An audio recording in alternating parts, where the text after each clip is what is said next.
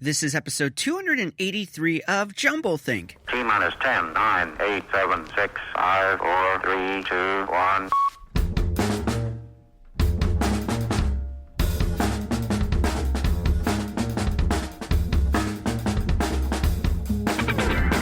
Welcome to JumbleThink, where we interview dreamers, makers, innovators, and influencers about their journey of turning their dreams and ideas into reality. Along the way, we're going to share some tips on how you can turn your own dreams and ideas into reality too. Our guest on today's show is Zack Slingsby. More about Zack in a moment. Whether you're a new listener or a longtime fan, if you haven't subscribed already, you should do it right now. How do you do it? Well, head on over to your favorite place to listen to podcasts. Place like Apple Podcasts, Stitcher, iHeartRadio, and Google Play, and now even Pandora. Search for JumbleThink and click that subscribe button. While you're there, leave us a rating and review, and let us and others know what you think of the show. Now let's jump into today's conversation with our guest, Zack Slingsby. Hey there, welcome to JumbleThink. My name is Michael Woodward. I am your host. We have a very fun show lined up for you today. Before we get rolling, we want to thank our friends over at Penji for sponsoring today's show. Penji is your source for unlimited graphic design at a low monthly subscription rate. You can check them out by heading on over to penji.co. As a listener of JumbleThink, they're going to do something really cool for you. When you use the code JUMBLE, they're going to give you 15% off your first month. So head on over, penji.co, use that code JUMBLE, and start getting the design you deserve. Today's show was recorded live at Podcast Row, hosted by Stand Up New York on the Upper West Side of Manhattan. You should go check out what they're doing, podcast-row.com. Today's guest is Zachary Slingsby. He is the founder and creative director of Human Factor Media, a New York-based creative production agency that has a simple belief that brands should make videos people actually want to watch. Zach's background is not in digital or in film, but in creative and technical writing. He graduated Fordham University as an English major, got a Master of Fine Arts from the New School, and his work has appeared in multiple publications, including the Brooklyn Rail, Secondhand Stories, Into the Void, JuxtaProse, Glimmer Train, and many others. He recently finished a novel and expects it to be on bookshelves soon. He is the host of a forthcoming web series and podcast, Why Aren't You Famous?, coming out the fall of 2019.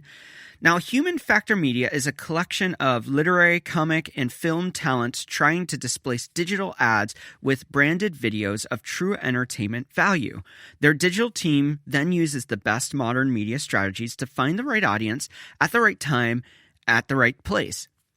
They think the evidence is clear that society has become exhausted by self-promotional brand strategies and that buckets of money are wasted in that endeavor every minute.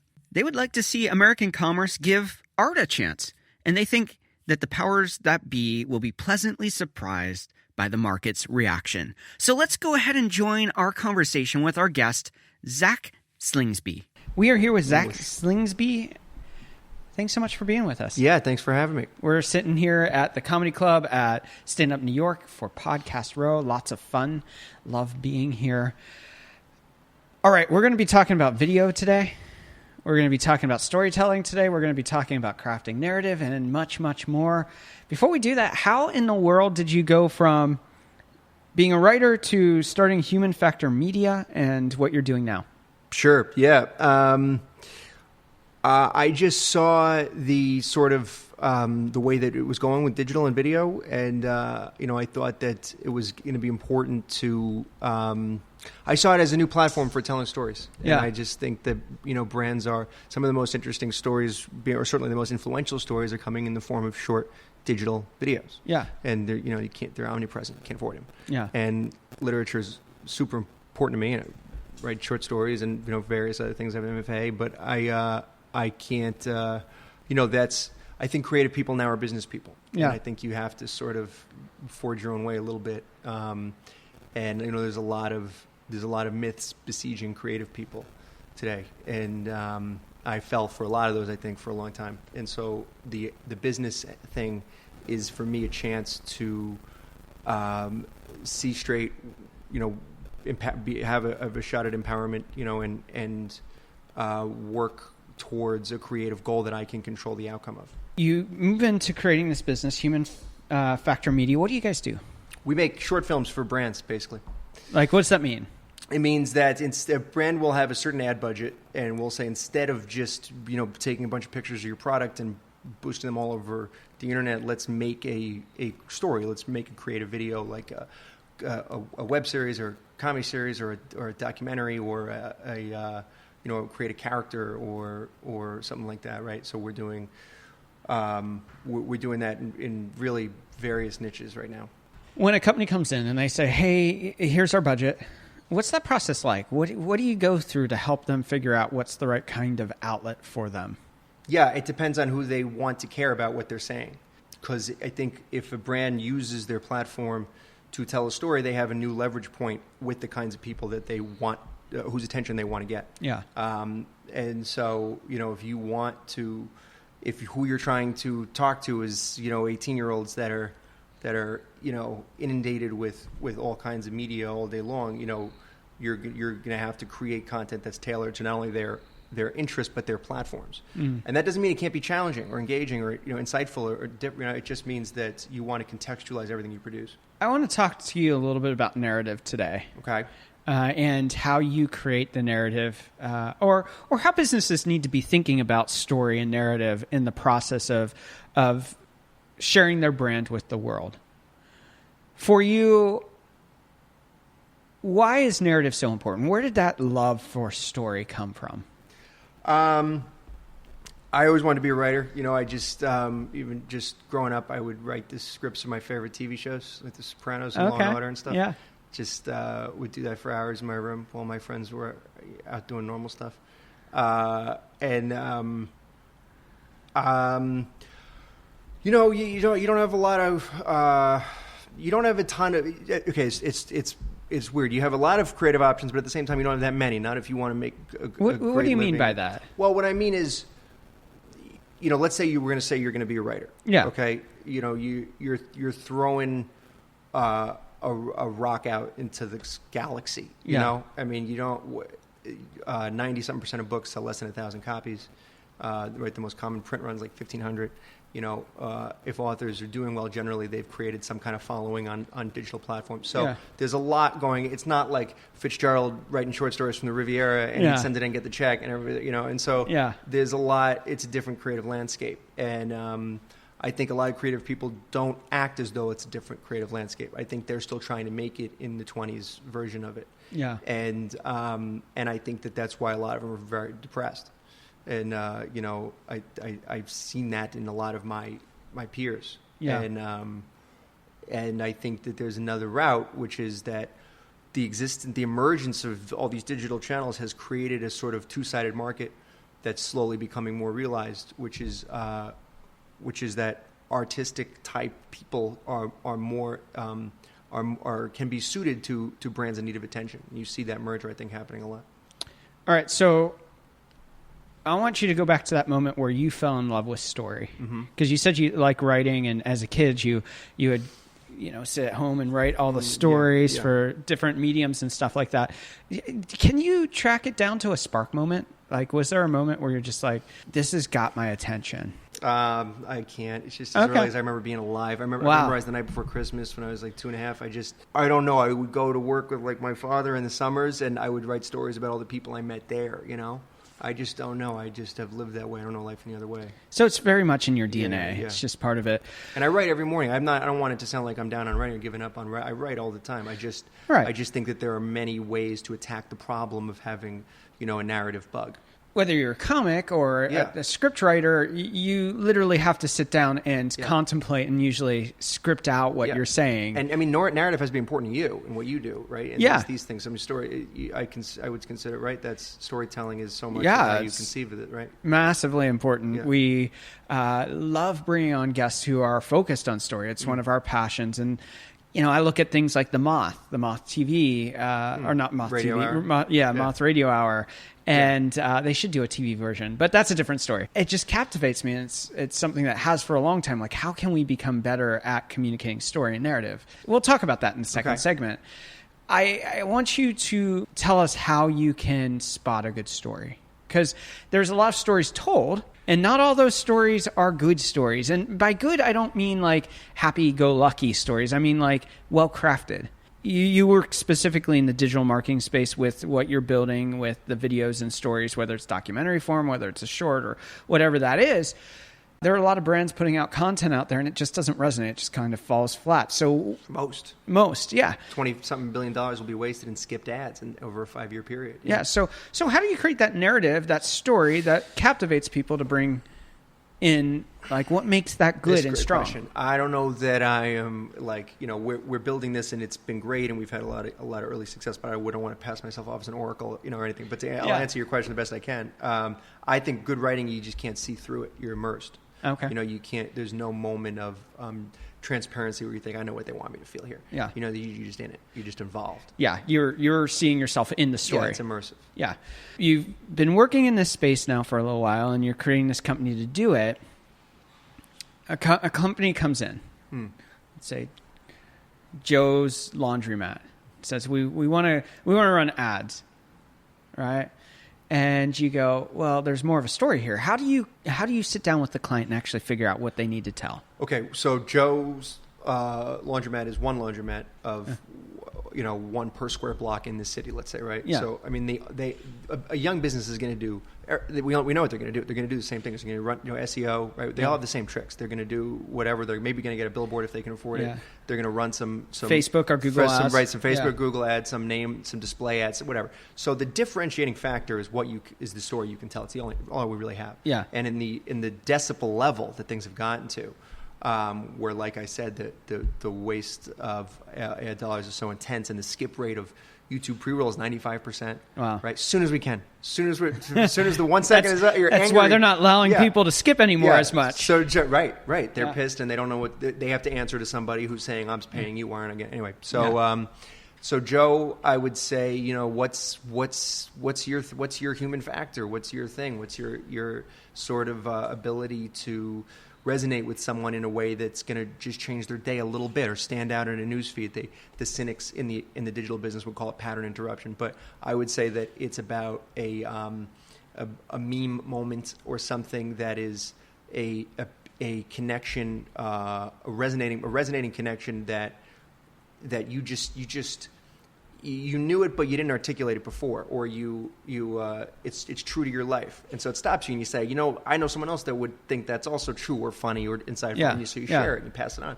And so to create a moment like that just changes. You're not bothering people anymore. It's called interruption marketing, right? Yeah. You're not interrupting anymore. Yeah. You're not trying to crowbar in your message. You're trying to invite someone into your story. So let's say Joe's Laundromat's been around for 200 years. Just make up a number. Okay. And they've been doing awesome in New York City. Yeah. What kind of approach would you take to tell that story? Well, wide brand recognition is double-edged because everyone knows you, right? And so that's good and bad. But you mean with respect to involving the historicity of the business and capitalizing on that, or maybe or maybe not? Yeah, I would just say you have legacy, but you can afford at that time and at that age of maturity cycle to really just become you are the sort of legacy of your business. So let's tell stories with that in mind. Let's create a sort of let's own the history of this whole space. Let's talk about the first dry cleaner ever. Let's do it. Let's tell that story. The first day some guy went into a store and was like, I don't know what to do with this. Like, you go home, come back in a few days. What is that? That's crazy. I would want to know all about that. So a 10-part series, black and white, 3 minutes each, of the people putting that idea together in a funny way, to me would get a lot more people coming in. Yeah. Look at the novelty value of the bar that Cheers was based on, or How I Met Your Mother. Yeah. Or Sonoma. Yeah. Right. So that Napa Valley and Sonoma, it was always had its niche appeal. Yeah. But it skyrocketed its popularity after Sideways with Paul Giamatti. Yeah. The movie. So the movie comes out, and now like the novelty value of location and industry and all those things are so I think under tapped. As we wrap this first segment, how do you find purpose in what you do? Well, I have to bend what I do toward purpose. Okay. Because it's easy. Like even we had an important meeting, a half hour ago, I ran back here and I just, there's always that baseline feeling of like, is this important? Is this day meaningful? And I don't know. It's a wonderful question. I'll let you know when I become wiser and more able to answer it. Well, we will be right back to talk with Zach much, much more about the art of storytelling, and we're just going to continue this conversation. It's going to be a lot of fun. We'll be right back. Today's show is sponsored by our friends over at Penji. Penji helps startups, agencies, small businesses, and marketing teams achieve more with unlimited graphic design support at one flat monthly rate. Their easy-to-use online platform pairs you with a professional designer and lets you create as many design projects as you want. Think of it as your monthly subscription to top-notch design with no contracts, no hourly billing, just fast, simple, and affordable graphic design for all of your needs. And as a listener, JumbleThink, they're going to give you 15% off your first month when you use the code JUMBLE at penji.co. So head on over, penji.co, use that code JUMBLE, and get 15% off your first month. Now let's jump back into our conversation with today's guest, Zach Slingsby. We are back with Zach Slingsby. We're going to go deeper into this conversation. We're going to break this down and give you some real practical, real-world solutions here. First off, before we're going, how can people find and connect with you? Sure. You can find us, Human Factor Media, on Instagram or Facebook, and our website is relaunching in a couple of days. And then we also are launching a video series / podcast. It interviews different people in different creative industries, literary, film, comedy, dance, art, music. It's people who are doing very well in their field, but they haven't kind of crested yet. And it's called Why Aren't You Famous? So interesting. We've got that coming out in a couple of weeks as well. That sounds really, really cool. Yeah. Very fascinating. So many stories are being told. And we kind of talked a little bit about this in the first segment. We're going to go a little bit deeper here. So many stories are told, but they're not resonating. They're falling on deaf ears. You talked about that interruption, and they're just interrupting everyday life. And yet we find those viral moments where something captivates a group of people. Could be a couple thousand, could be a couple million. And yet somehow when the person's creating content, whether it's a business or an individual, they're posting, and they're like 5 likes, 10 likes, no comments. And all of a sudden they hit a moment and just resonate. What can people be doing? What kind of questions can they be asking, and how can they be preparing their content so that they're not going to always hit it out of the park? I mean, even the biggest corporations have content that they just go, we could swear that was going to work, and it didn't work. So we're not looking for 100%, but what if they were to be able to just, in a month, have at least one piece of content that just really resonated with their audience? What are the questions that they need to be asking in that creation project? That creation process, I guess is a better way to say it, where they're going, whether it's video, whether it's audio, whether it's a photo, whether it's text-based, and they're posting it out there. The medium of how it's delivered could be different depending on social or traditional media, but there's something that magical happens that all of a sudden somebody resonates with it. So what are some questions that people could be asking to actually craft that better narrative? I would say that they should ask, what's short and true?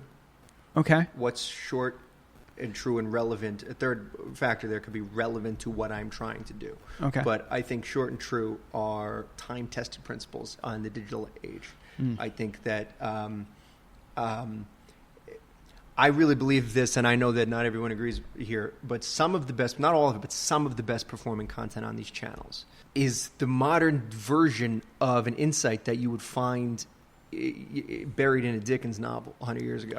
And so you would have, you'd have to work for it. You'd have to go through the chapters and then you'd stop in the middle of a paragraph and he'd have a sentence that very precisely defined some truth about your time. And that's just been extracted. That's been extracted, slapped on a meme and thrown on your note, and so you see that moment when phenomenon, that's purely literary phenomenon. Okay.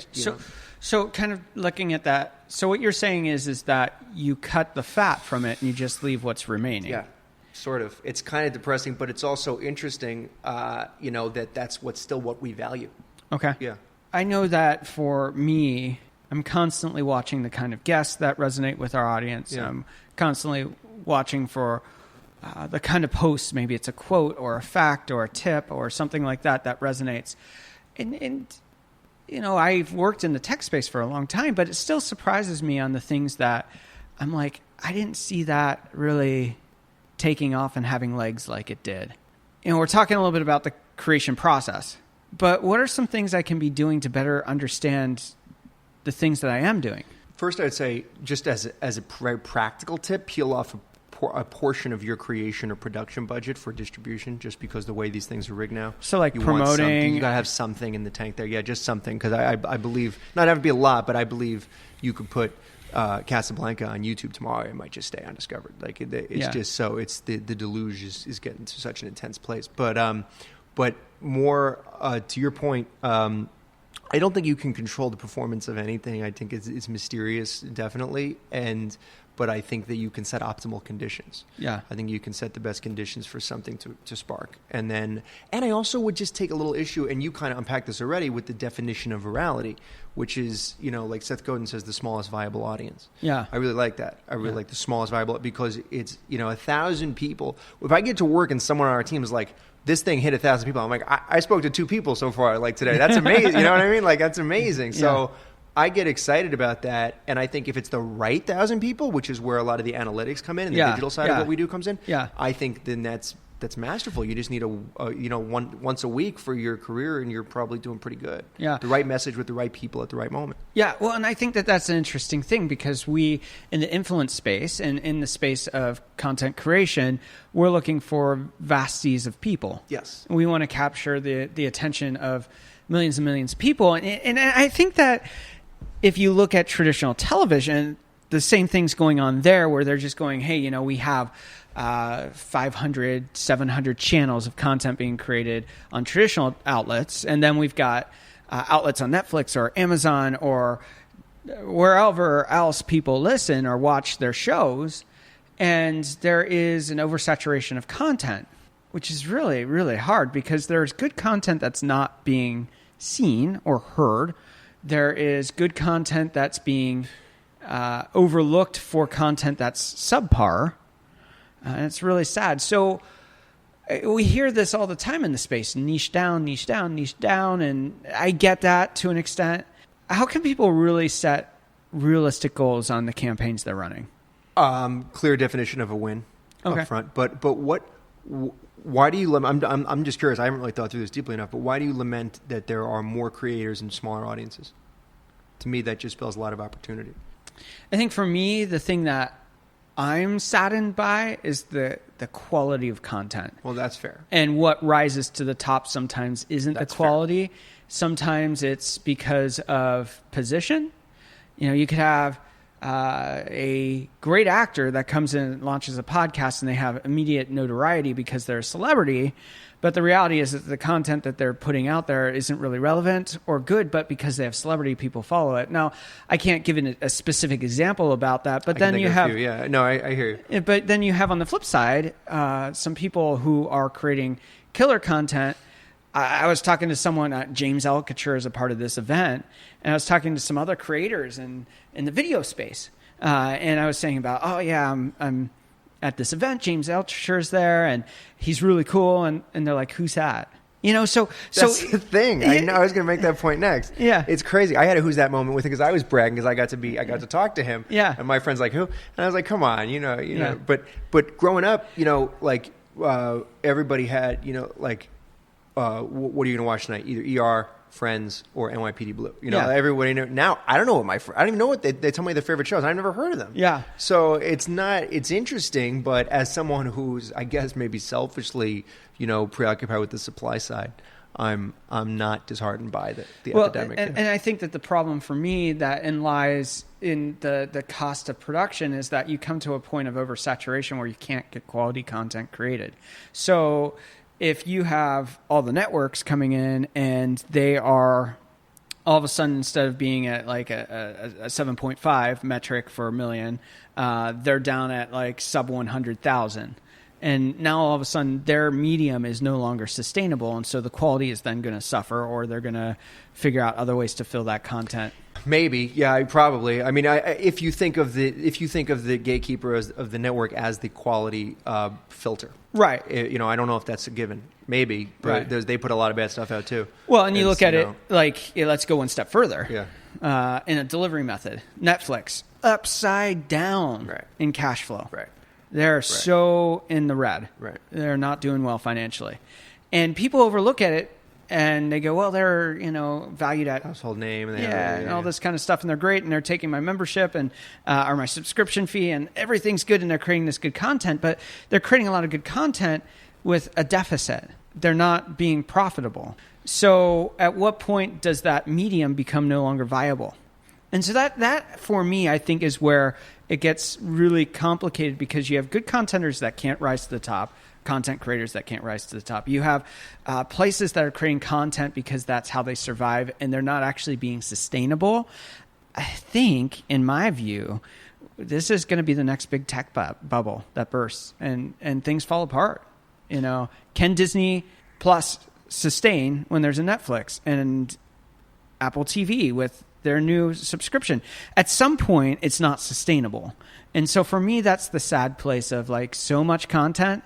At some point, it's not sustainable to create at the level we are. At the same time, though, and I don't think I'm as well versed in this as you are, but I'll take a shot. So as at the same time, you're stripping out a whole industry of people taking, massive percentages of all of these deals and leaving that money on the table for just strictly the creators, the creation, and the distribution. So there's a lot of whatever you want to call it, rebar being stripped out. But what do you think? Do you think there's going to be another Mad Men, another Game of Thrones, or is it just done? Are we all just because if there can be another one of those, to me that gives me faith that there'll be a cream rises to the top moment. Well, I think that there are. It's just a matter of. I mean, in the sense of it being a culture conversation of everybody's watching the same show on the same night at the same time. Well, I think that with the saturation level, I think it becomes... Game of Thrones might have been the last one. Well, I don't even think Game of Thrones was actually culturally as relevant as people make it out to be. But it was something where on Twitter or whatever you wanted it, whatever snapshot you took, everybody was doing that one thing at the same time. I talked to a lot of people that I know. Yeah. None of them watch Game of Thrones. Yeah, yeah. And so I think that there's a media push to promote it. I think that there are a lot of people to watch it. I think I'm not like discrediting what's going on there, but I think on the flip side, I think it was actually bloated on actual impact it's having at culture. I know a lot of people that simply just went, I'm not in. I'm checking out. I don't want to be a part of this. I know people like that too, but I don't think it was a myth that it was a phenomenon. I mean, I think the numbers are that, But I think the phenomenon wasn't as big as what a Friends or a Seinfeld. No, I think that's something. those two were. Yeah. I mean, you can even go like How I Met Your Mother or those kind of things. I just don't think the market's there. So all of a sudden, your cost of entry to being a part of an elite club is significantly lower. I would consider shows like that have hitting a specific niche that had a large enough market that it flourished and did well, and it became kind of a pop culture thing. So I don't think it had a huge audience comparative to historical TV, but I think it had enough that it was noteworthy now compared to what we're seeing as a whole because of the vast amount of content there. So you kind of think, just to try to summarize it, you think that we're in this post group watch kind of day moment, and that like the days of like Breaking Bad finale, Sopranos finale, everybody that's gone, and there's so much, and this is probably ultimately a bad thing.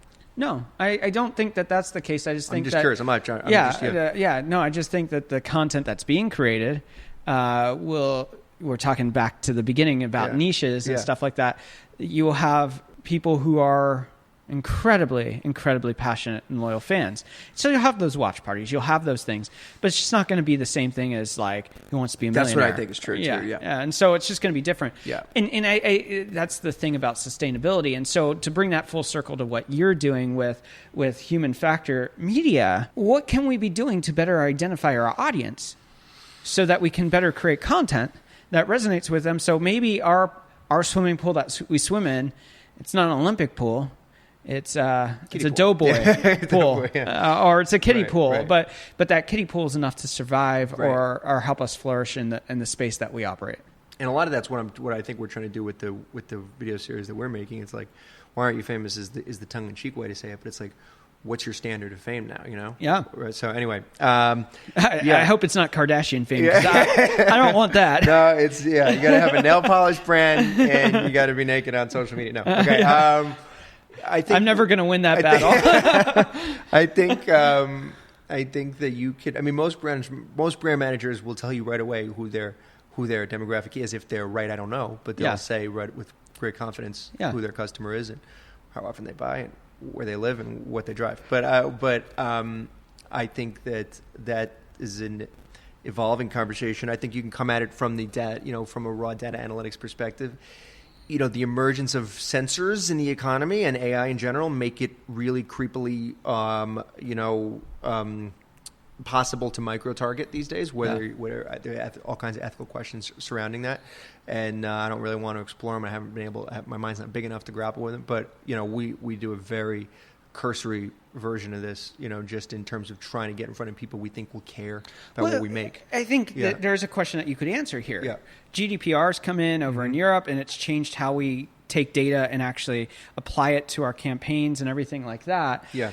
If that were to come to America, which I don't think we're in threat right now, but it changes the marketing game completely on how we target, because we're going to go target blindly to an extent. Because you're not going to be able to... Look, we're all playing by the same rules, so I'm fine. Like, that's, in some ways, that's great for me. I feel that I have to have this digital component to the business because it's just expected. It's the baseline standard. Yeah. And so, but I'm fine to play by the same rules. Everyone, look, if the great equalizer, is the quality of your brand presence, that's great news for liberal arts majors. Yeah.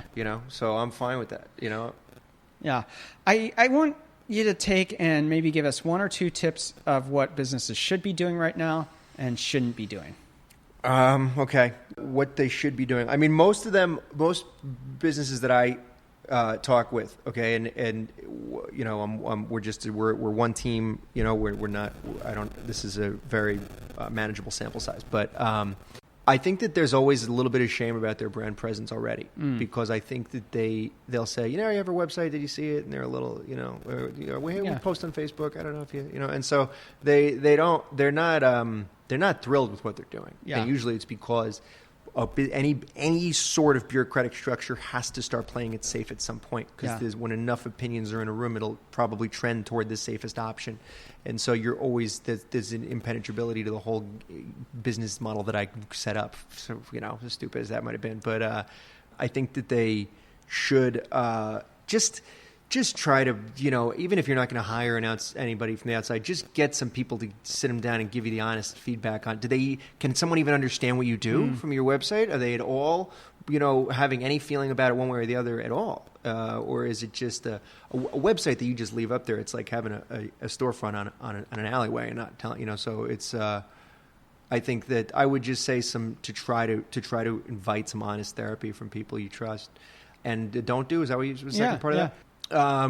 Don't just give 20% off. Don't just do the tricks and the short-term fear tactics. It's exhausting. We have banner blindness. We're tired of it, and we see through it. And it appeals to just the part of your brain that does not make decisions. It appeals to, I'm going to probably get it backwards. I think that's your neocortex, right, which is rational and okay, there's an opportunity here.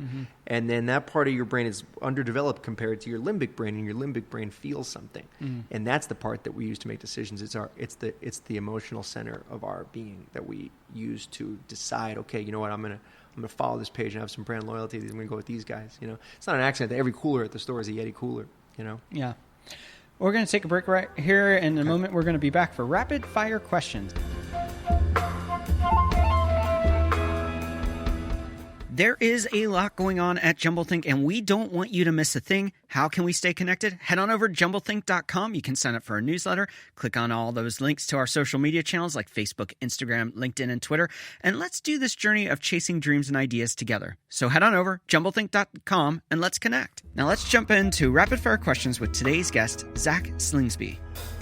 Placez votre électrophone à portée de votre main. Zach, we are back for rapid fire questions. Are you ready?